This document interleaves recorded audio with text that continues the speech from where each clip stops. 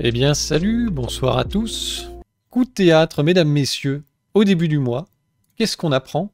AstraZeneca retire de la vente son vaccin contre le Covid-19, c'était le 8 mai 2024. Le laboratoire pharmaceutique justifie cette décision pour raison commerciale, hein. Il n'y en a absolument aucune autre, comme on va le voir.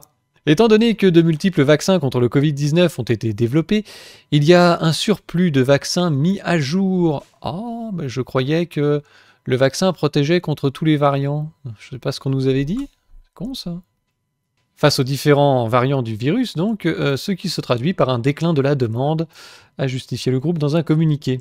Le Vaxzevria, de son vrai nom, était l'un des premiers vaccins mis sur le marché pendant la pandémie.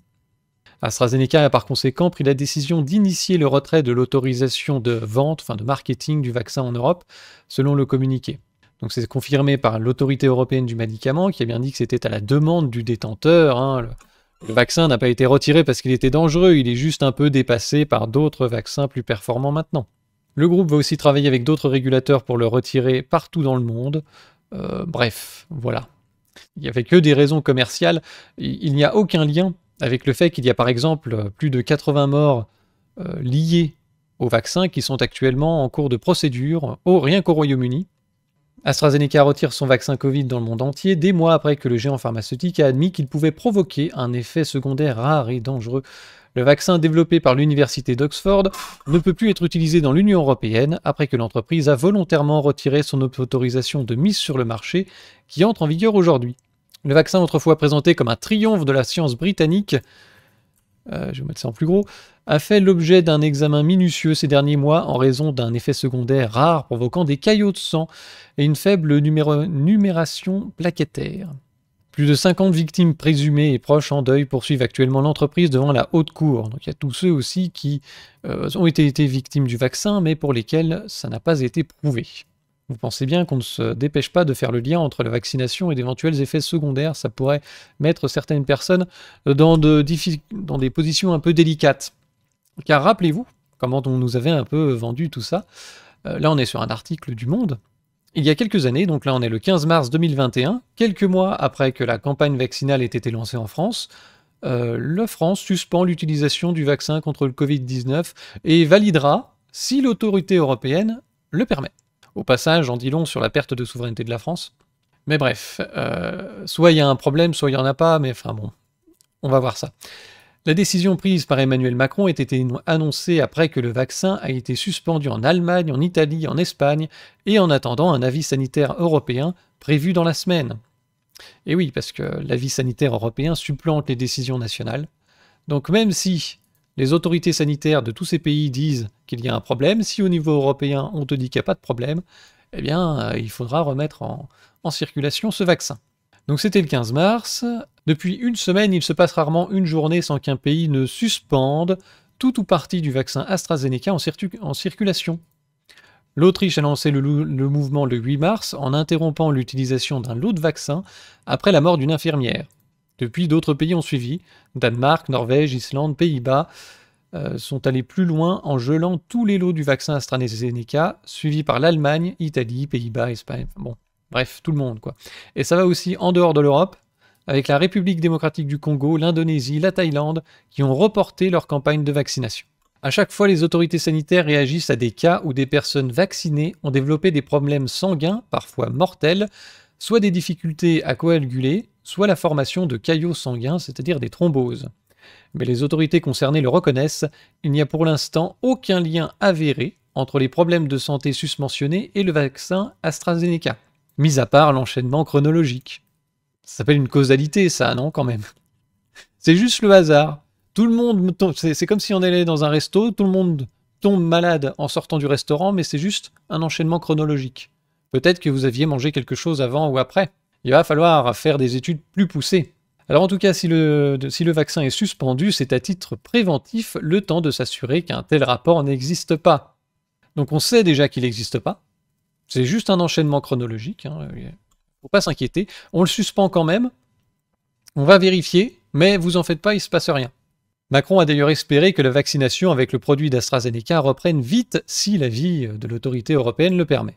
L'agence avait précédemment déclaré enquêter sur un certain nombre de cas de caillots sanguins chez des personnes ayant reçu le vaccin, tout en assurant qu'il pouvait continuer à être utilisé. Encore une fois, il y a des problèmes, il y a des cas, un certain nombre voilà, de caillots sanguins, ça a l'air quand même assez répété, mais tout va bien, vous pouvez continuer à l'utiliser. On n'a pas encore vérifié, mais tout va bien. Dans un communiqué, l'Agence nationale de sécurité du médicament et des produits de santé souligne que les événements thromboemboliques et les troubles de la coagulation sont rares et qu'à ce stade, rien n'indique qu'ils ont un lien avec la vaccination.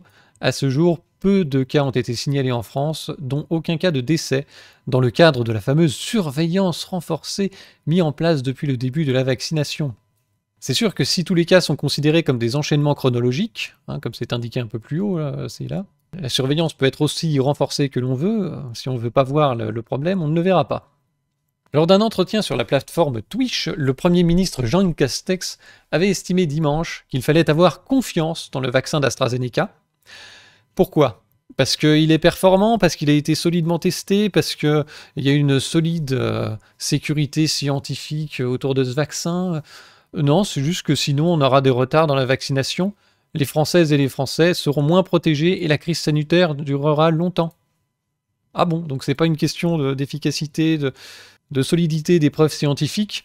Vous devez avoir confiance parce que sinon on aura du retard. Donc là on a vraiment une mentalité de tableur Excel où on a décidé que la pandémie serait terminée quand tout le monde serait vacciné. Et donc il faut cocher les cases, il faut cocher le maximum de personnes vite, vite, vite. Et plus vite on aura atteint le nombre attendu de vaccinés, plus vite on pourra déclarer la fin de la pandémie. Mais on s'en fout de savoir si le vaccin est efficace ou non. On s'en fout de savoir s'il y a des effets secondaires ou non. Vous devez avoir confiance, vous faire vacciner, puis on déclare la fin de la pandémie. C'est ça que ça veut dire. Bref.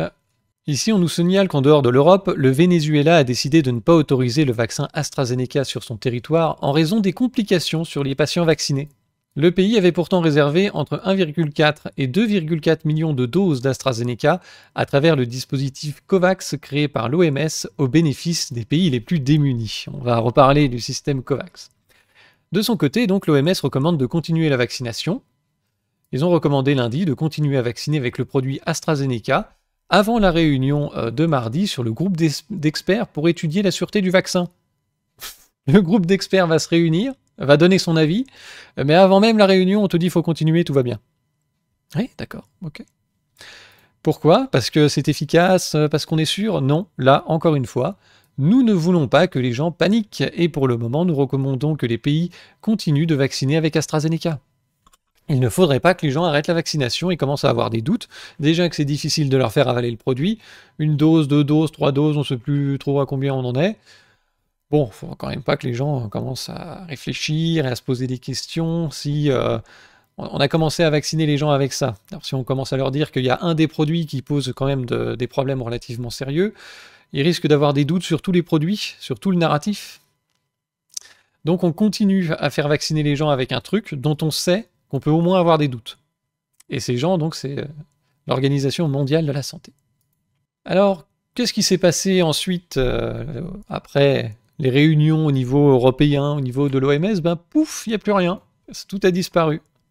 L'affaire avait été glissée sous le tapis discrètement en mars 2015, enfin dans le courant du mois de mars 2021, pardon. Et puis, quelques mois plus tard, on voit se fleurir des articles dans la presse. Là, on est au 28 janvier 2022, donc une dizaine de mois après. Vaccin contre le Covid-19. Où est passé AstraZeneca ? Oh bah où il est ? Il a disparu. Le vaccin semble avoir presque disparu des radars. À l'heure de la dose de rappel, seuls des vaccins à ARN sont injectés en France, le Pfizer-BioNTech ou le Moderna. Mais ce vaccin AstraZeneca est-il toujours produit ? Pourquoi la France n'y a plus recours ? Ouest France vous répond. À l'heure de la 3e dose, les médias ne parlent plus de ce vaccin. Par conséquent, quelques questions se posent sur la raison de ce silence. Il ne protège pas suffisamment, ne protège plus. Il est considéré à risque. Quels sont-ils ? Il n'est plus produit. Pourquoi ? Qu'est-ce qui se passe ? Alors, on nous rappelle ici ce qui s'était passé en mars 2021, le comité d'évaluation des risques. Là, il y a eu un lapsus. Le comité d'évaluation des risques en pharmacovigilance de l'Agence européenne du médicament a revu la place du vaccin dans la campagne en raison de la survenue d'événements thromboemboliques et de troubles de la coagulation en France et dans plusieurs pays européens. pas seulement. L'utilisation du vaccin a été suspendue dans l'attente de la décision, et donc ils ont rendu leur décision le 18 mars. Et le 18 mars, qu'est-ce qu'ils avaient dit ? Le comité estime que les avantages de ce vaccin dans la lutte contre le Covid-19 continuent de l'emporter sur le risque d'effets indésirables. Il y a manifestement plus de problèmes qu'attendu, mais les avantages, nous dit-on, sont toujours supérieurs. Sauf peut-être pour des gens qui supportent uniquement les désavantages. Donc ce comité estimait alors que le nombre global d'événements thromboemboliques rapportés après la vaccination est inférieur à celui attendu dans la population générale. Le vaccin AstraZeneca soigne de la thrombose maintenant. Il y a moins d'événements thromboemboliques chez les vaccinés que dans la population générale. Donc, il y a manifestement un problème de thrombose. Des gens qui ont été vaccinés développent des problèmes de coagulation sanguine, de caillots, etc. Les médecins commencent à repérer qu'il y a un problème, font remonter le problème, à tel point que la vaccination est suspendue avec ce produit. Et quand le comité évalue le problème, ils te disent on a moins de thrombose que dans la population générale. Faut quand même y arriver. Ils prennent un peu les gens pour des cons. Ah, mais attendez, on a quand même, plot twist, l'EMA a toutefois identifié un possible surrisque chez les personnes de moins de 55 ans. Donc eux, ils font plus de thrombose que dans la population générale, mais quand on les prend entre les moins de 55 ans et les plus, on arrive à un résultat inférieur, mais il y a tout de même un surrisque pour les gens qui ont moins de 55 ans. Est-ce qu'on nous prendrait pas un peu pour des débiles, hein? Oui, le possible surrisque éventuel, probable à vérifier, qui est d'ailleurs une probabilité non nulle qu'il faudrait peut-être évaluer un jour, mais tout ça reste encore à déterminer. Voilà. Le risque de surrisque chez les personnes de moins de 55 ans. Alors tout ça, c'est ce qui avait guidé la Haute Autorité de Santé à limiter l'utilisation du vaccin chez les personnes de plus de 55 ans. Donc la Haute Autorité de Santé, je crois, en France, hein. Mais ça ne s'arrête pas là, donc les vaccins ARN messagers se sont substitués aux vaccins d'AstraZeneca dans la campagne, notamment du fait de leur meilleure efficacité contre les risques de formes graves, nous dit-on. Il y a peut-être une autre raison. Alors quoi qu'il en soit, le vaccin AstraZeneca n'est plus injecté ou presque en France, ni en primo-vaccination, ni en dose de rappel, comme nous l'expliquions plus haut. Seuls les vaccins ARN sont injectés en rappel. Donc c'est un rappel d'un autre vaccin. Bon, d'accord, ok. Alors, on nous dit aussi qu'il n'est formellement pas impossible d'utiliser l'AstraZeneca pour les plus de 55 ans, il n'est simplement plus possible d'en commander sur le portail de commande des vaccins. Il n'y a plus de stock, toutes les doses achetées font l'objet de dons via Covax. Alors, les mecs n'ont même pas confiance dans leur propre bullshit. On n'a pas vu de problème de thrombose chez les plus de 55 ans. Il n'y a qu'un surrisque pour les plus jeunes, mais quand vous êtes plus vieux, quand vous allez au-delà de 55 ans, il y a un effondrement du risque de thrombose. Vous êtes carrément soigné. Vous avez moins de risque de thrombose que dans la population générale. Mais malheureusement, pour des raisons inconnues, la Direction générale de santé ne permet pas aux Français de bénéficier de ce formidable avantage supplémentaire du vaccin, hein, qui non seulement protège du Covid, mais aussi protège des thromboses si vous avez plus de 55 ans. Mais bizarrement, non, on l'a retiré. Vous pouvez vous faire vacciner, mais il n'existe plus, il n'est plus disponible. Voilà. Légalement, c'est possible, physiquement, on l'a donné, on va le filer aux autres.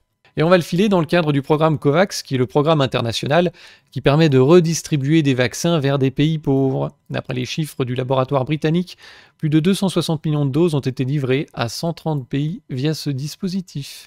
Pour l'Europe, après la signature d'un accord avec l'Union européenne le 3 septembre 2021, il était déjà quasiment retiré du marché. Il y avait des problèmes depuis le 18 mars. Le machin européen là s'était réuni le 18 mars pour dire que c'était une merde et qu'il fallait plus le donner à moins que vous soyez âgé de plus de 55 ans. Mais il signe quand même en septembre 2021 avec AstraZeneca pour fournir 65 millions de doses d'ici la fin du mois de mars 2022. Ces doses vont être ensuite réparties dans différents pays de l'Union européenne, dont la France, au prorata de la population de chaque pays. Et la France, qui a donc payer ce merveilleux contrat via l'Union européenne, ne distribue plus ça à sa population. Toutes ces nouvelles livraisons à la France de vaccins contre le Covid-19 d'AstraZeneca sont désormais destinées aux dons. Même le Venezuela, hein, on avait vu ici, voilà, le Venezuela qui avait décidé de ne pas autoriser le vaccin, même si c'était donné dans le cadre de COVAX, non, on va pas prendre. Le Congo aussi, il a dit non, on va pas prendre votre truc. Merci. Et voilà, on nous dit que ce vaccin est toujours produit, mais juste que plus personne n'en veut. Donc forcément, ça a créé des petits problèmes par la suite, parce que quand il est venu sur la table le sujet du pass sanitaire et puis du passeport vaccinal pour pouvoir passer les frontières, eh bien, il fallait avoir le bon vaccin. Et AstraZeneca, ça a posé quelques problèmes. Donc on se retrouve avec des gens qui sont immunisés, n'est-ce pas, hein, mais interdits. L'Union européenne affirme que tous les vaccins anti-Covid ne sont pas égaux. Un article, là aussi traduit, de la Société de Presse. Après que le docteur Ensofor et son épouse aient reçu 2 doses du vaccin AstraZeneca contre le coronavirus au Nigeria, ils ont supposé qu'ils seraient libres de voyager cet été vers une destination européenne de leur choix. Ils avaient tort. Oh. Alors, il y a quand même une astuce. Bien que le vaccin AstraZeneca produit en Europe ait été autorisé par l'Agence de réglementation du médicament du continent, le même vaccin fabriqué en Inde n'a pas reçu le feu vert. Le régulateur de l'Union européenne a déclaré qu'AstraZeneca n'avait pas rempli les documents nécessaires concernant l'usine indienne, y compris les détails sur ses pratiques de production et ses normes de contrôle qualité. Réveil brutal pour Ensofor. Après une année de travail difficile, il pensait faire du tourisme, il ne pourra pas. Ensofor a souligné que le vaccin fabriqué en Inde, qu'il avait reçu, avait été autorisé par l'OMS pour une utilisation d'urgence et avait été fourni par l'intermédiaire de COVAX, le programme soutenu par l'ONU, visant à fournir des vaccins aux régions pauvres du monde. L'approbation de l'OMS comprenait une visite de l'usine du Serum Institute of India pour s'assurer qu'elle disposait de bonnes pratiques de fabrication et que les normes de contrôle de qualité étaient respectées. Nous sommes reconnaissants envers l'Union européenne d'avoir financé COVAX, mais maintenant ils pratiquent essentiellement une discrimination à l'encontre d'un vaccin qu'ils ont activement financé et promu. Cela ne fera que donner lieu à toutes sortes de théories du complot, selon lesquelles les vaccins que nous recevons en Afrique ne sont pas aussi bons que ceux dont ils disposent en Occident. C'est la même merde, vous en faites pas. Où est-ce que c'était? Je crois que j'ai raté un passage. Voilà, les vaccins officiellement approuvés par l'Union européenne comprennent également ceux fabriqués par Pfizer, Moderna, Johnson & Johnson. Ils n'incluent pas le vaccin AstraZeneca fabriqué en Inde, ni de nombreux autres vaccins utilisés dans les pays en développement, notamment ceux fabriqués en Chine et en Russie. C'est marrant, ça, quand même. L'efficacité du vaccin dépend vachement des frontières et des enjeux géopolitiques. Quand le vaccin est fabriqué en Occident, que ce soit aux États-Unis, en Europe, Grande-Bretagne, là, il est bon. On n'a pas le droit de le remettre en question. Il était interdit de le critiquer, c'était du complotisme. Par contre, tout ce qui est fabriqué en Chine, c'est de la merde. C'est n'importe quoi. Le vaccin russe, c'est de la saloperie. Vous n'êtes pas contre la science quand vous critiquez le vaccin russe. Tous les macronistes t'expliquent que le vaccin russe, c'est de la merde. Ils n'en savent que dalle, c'est juste une histoire de géopolitique. Et donc là, vous avez la même chose avec AstraZeneca. Il est fabriqué en Europe. Bon, on va le prendre, parce que nous, on est les gens bien, mais par contre, quand il est fabriqué en Inde, déjà que le produit n'a pas l'air hyper sécure, allez savoir s'ils n'ont pas fabriqué ça par terre en Inde, on va pas l'autoriser. Voilà. C'est n'importe quoi. C'est le même vaccin fabriqué dans une autre usine, qui a été validé par l'OMS. On donne ces doses, on finance ces doses via l'Union européenne pour les pays pauvres à travers le programme COVAX, puis ensuite on leur dit, au fait, si vous voulez venir chez nous, il faudrait quand même venir avec des vaccins qui ne soient pas de la saloperie. Hein. Allez, bonne journée. Y en a certains d'ailleurs qui avaient été vaccinés à l'AstraZeneca et qui n'ont pas pu voyager dans certains pays, je crois que peut-être Singapour ou des trucs comme ça, dans mon souvenir, avaient interdit le voyage. Là aussi c'était tout un bordel en fonction du type du vaccin que vous aviez reçu, vous ne pouviez pas aller dans tel ou tel pays, c'était un peu n'importe quoi. Mais c'est la science, tout ça est validé, il est interdit de le remettre en cause ou d'en douter ne serait-ce qu'un peu. On va se replonger un petit peu dans les déclarations qui avaient été faites au moment du vaccin. On nous donne ici la date d'avril 2021, Agnès Pannier-Nulachier qui nous parle du vaccin. Je vais d'abord dire que le vaccin AstraZeneca est un vaccin sécure et efficace. Il est sécure et efficace dans des proportions qui sont souvent pas atteintes par des vaccins classiques. Je le redis parce que je crois que ce message doit être très largement diffusé. Moi, j'aurais pas pris le risque de recommander à mes parents, qui ont plus de 75 ans, de recommander à ma fille, qui est soignante, de se vacciner à l'AstraZeneca si j'avais eu la moindre perception d'un risque pour eux par rapport aux difficultés qu'ils pouvaient encourir dans l'utilisation de ce vaccin. Voilà, donc on va peut-être pas lui faire confiance pour la suite, hein, quand Agnès Pannier vous recommandera de vous faire vacciner ou de consommer tel ou tel truc, lisez quand même l'étiquette. Elle n'a pas l'air très compétente. Alors ici on a Thierry Breton, commissaire européen chargé du suivi de la fabrication des vaccins, mise sur l'immunité collective à la mi-juillet. Les bénéfices d'AstraZeneca sont prouvés. Ouais, maintenant les maléfices aussi d'ailleurs. Alors lui, maintenant, il s'occupe de la fabrication d'obus avec le même succès que la fabrication des vaccins. Ce serait bien aussi de le licencier, ce monsieur. On continue avec Karine Lacombe, 6 mai 2021. Donc après les papiers de l'Agence de santé européenne qui avait expliqué qu'il n'y avait pas de problème, mais il y avait quand même un surrisque, tout en constatant qu'il y avait moins de thromboses que dans la population générale, enfin le charabia, quoi, qui te dit qu'il y a un gros problème mais qu'on n'ose pas le dire. Alors Karine, qu'est-ce qu'elle nous expliquait? On ne donne pas le vaccin aux personnes qui ont moins de 55 ans. Là, pour C'était une erreur.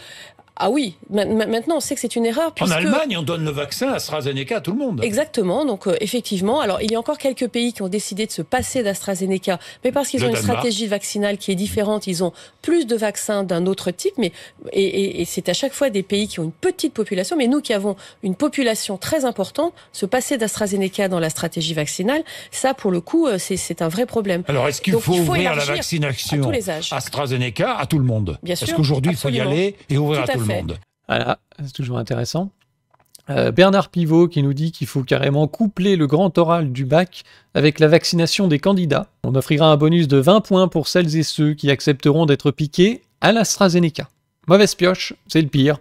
C'était le 7 mai 2021, donc une fois de plus après l'avis de l'autorité de santé européenne.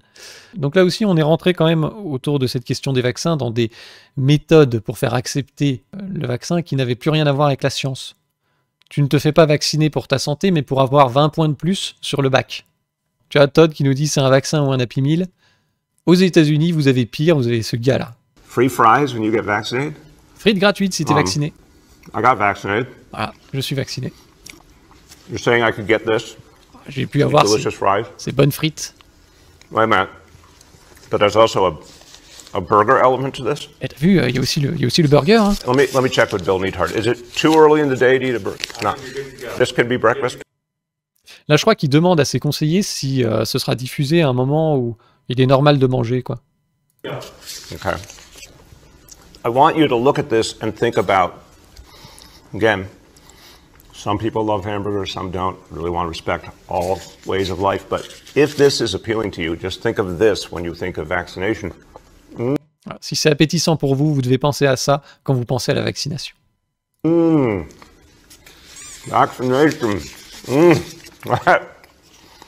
I'm getting a very good feeling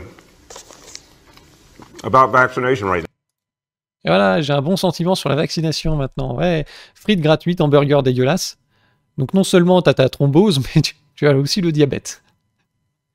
C'est des dingos. Ils ont vraiment traité les gens comme de la merde et comme des enfants. Ils ont raconté n'importe quoi. Et on se retrouve maintenant avec le PDG de Moderna qui explique que plus il y a eu de débats et moins les gens ont eu envie de se faire vacciner, bizarrement. C'est étrange, hein. Alors bien sûr, on te parle de désinformation. Alors, on est au World Economic Forum, donc c'est le rendez-vous des cinglés. On va écouter cet extrait. The extent of this misinformation when it comes to vaccination, I think as somebody who works in the media, I mean, that was just overwhelming to see all of that across all the channels, right?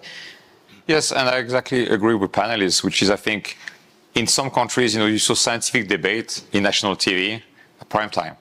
So you can imagine how people were scared. Ben has said, a lot of political debate in some countries, and the US was kind of maybe one of the worst places in the world.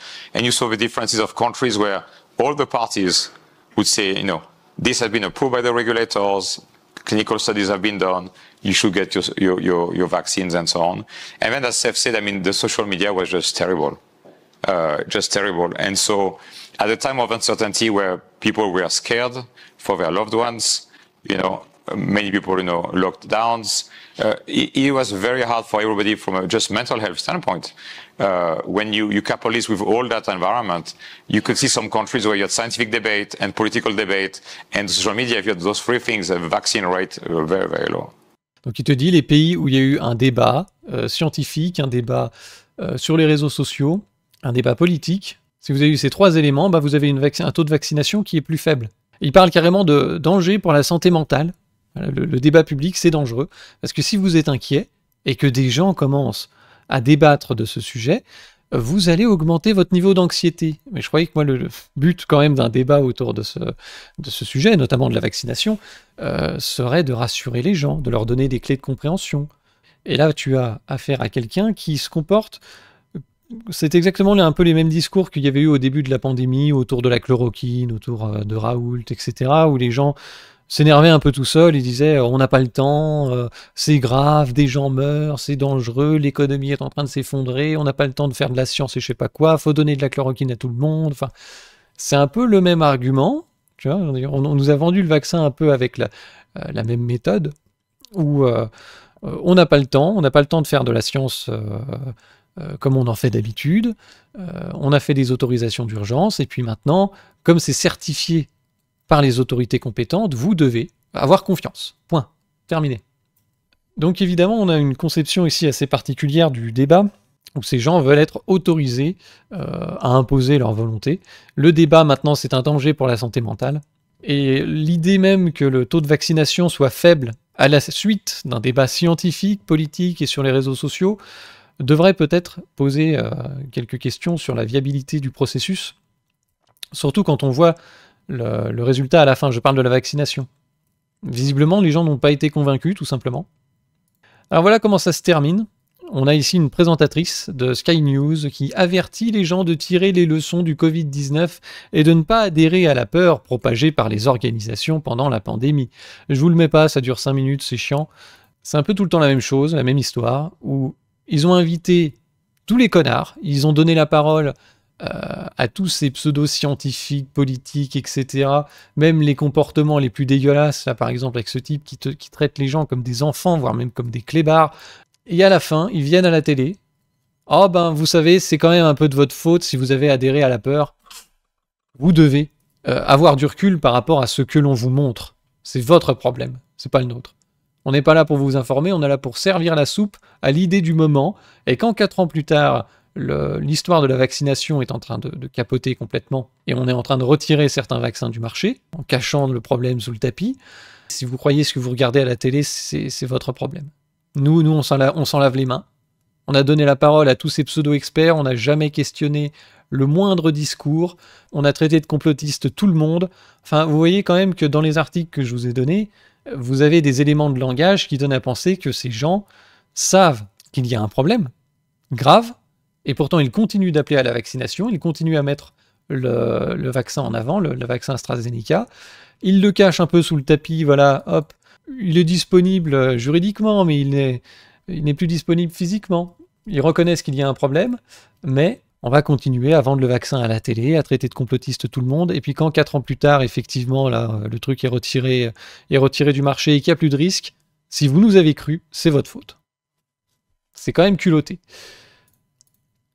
On a ici, pour terminer, un directeur de salon funéraire en Angleterre qui affirme que depuis 2021 et le vaccin AstraZeneca, il a retrouvé quelques caillots dans le corps des gens. So, May the 8th, 2024, and I'm listening with interest to the news that AstraZeneca has withdrawn its COVID vaccines due to extremely rare occurrences of blood clots. This is how rare they are. I've seen dozens and dozens of them in my funeral home. They're not rare at all. They're not rare at all. The sooner people wake up and realise en masse what's been done. You know, all these TV presenters and shields that have been promoting it, saying how rare it is. This is how rare it is. You know, it's so rare that I'm finding dozens in a little small family-run funeral home. I've been shouting about it for years. I won't say I told you so. Ouais, c'est peut-être pour ça que le débat sur les réseaux sociaux n'engage pas à aller se faire vacciner. Donc, on a toujours aujourd'hui des médias, comme il le dit, des présentateurs ici, des présentateurs de télévision et ses compères qui ont fait la promotion en disant que c'était des cas rares. Avec le retrait du vaccin, vous avez toujours ce narratif qui est repris. Hein, on a vu ici sur BFM, c'est une raison commerciale. Ils ne vont pas indiquer qu'il y a effectivement eu beaucoup de problèmes d'effets secondaires, de thrombose et de coagulation. Et ici, tu as carrément donc ce directeur de salon funéraire qui te dit on a eu des dizaines de cas de caillots de sang retrouvés dans le corps des gens qui ont été vaccinés à l'AstraZeneca. C'est pas rare du tout. Voilà. On a le nouvel Opel AstraZeneca qui n'a pas eu le succès attendu. Finalement, il a été retiré du marché. C'est dommage, hein, il y avait de la place. Il y avait des problèmes au niveau de l'huile, le carter d'huile, ça soudait un peu. Ça tuait le moteur, ça faisait serrer le moteur des gens.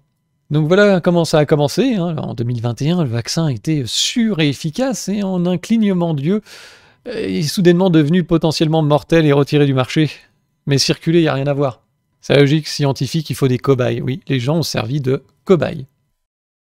En tout cas, il n'y a pas que le vaccin qui a été retiré du marché, il y a aussi les thés de curiote. Alors là, c'est réellement pour des raisons commerciales et absolument pas parce que les gens font des arrêts cardiaques. Le gars qui les fabrique a décidé de se réorienter professionnellement vers la Suisse pour bénéficier d'un plus gros salaire qui permettra d'augmenter le prix des logements dans la région. En ce moment, c'est les derniers, si vous appréciez ces produits. C'est la liquidation du stock. Voilà. Peut-être que je devrais faire comme pour l'AstraZeneca, faire une petite cagnotte Covax et l'envoyer au pays du tiers-monde moyennant subvention. Il paraît que ça marche comme ça.